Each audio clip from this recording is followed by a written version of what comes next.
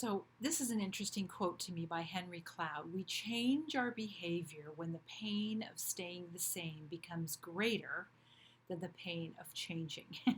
And consequences, external experiences and circumstances, give us the pain that motivate us to change. So, um, it's a friction.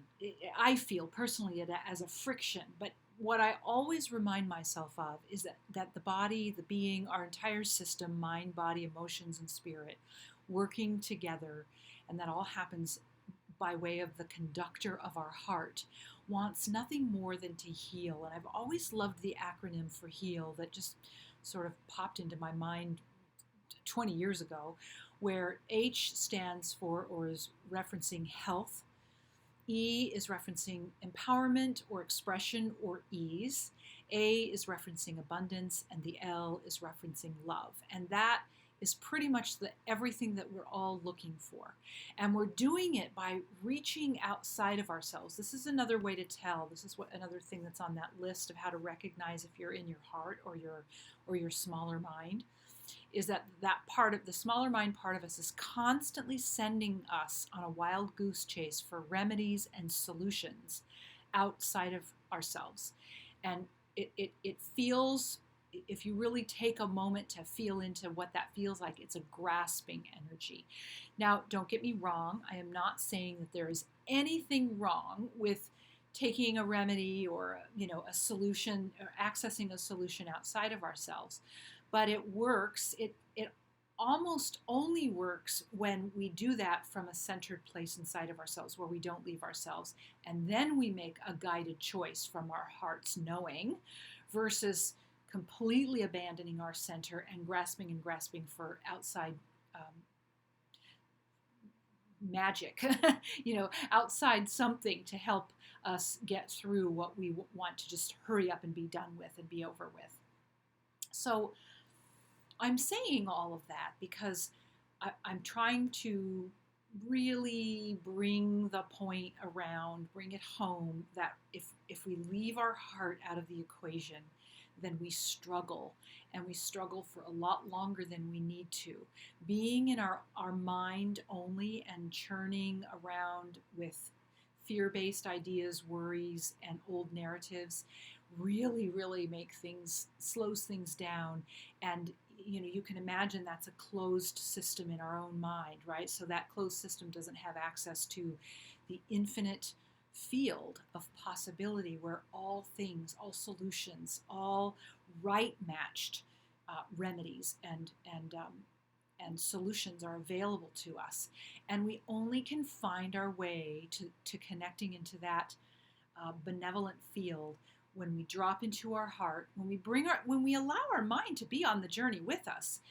But the problem is the other way around. When we're only in our head, it sort of cuts off everything below our mind space, our head space, and we lose all of that wisdom and intelligence that happens to be in every cell of our being, and in particular in our heart center. So I invite you to invite your own self, invite your own heart to come along with everything you do from here on out.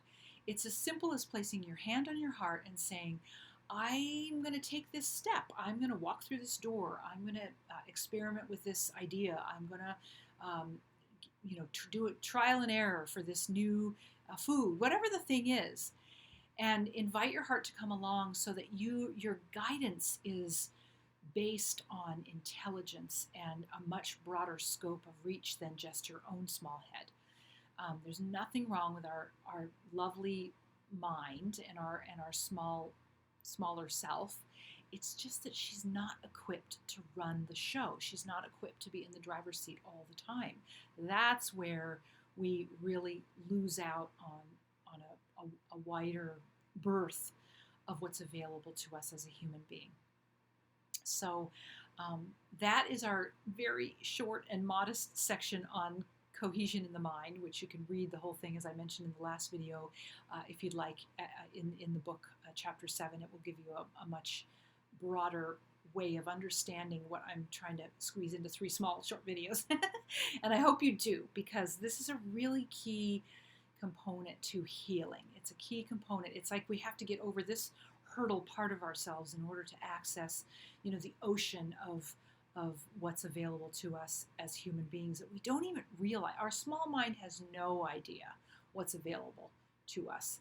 But when we lower that defensive mode network that we talked about in the second video, I think it was, and when we soften the communication between the right and the left brain, and we include the neurons that are in our heart, then we have access to a power and an activity, a wisdom and an intelligence and a love that really connects us into a very broad field of solution and wholeness, which is our true nature. So the next set of videos will be on, what is the next set of videos? I think it's on time, actually. It's on time. It's creating a new relationship with time where we are no longer the victims of time, because that's how it feels, but where we become more of a director of time. I love this subject, and I can't wait to see you in those set of 3 videos. Until then, Lori Morse.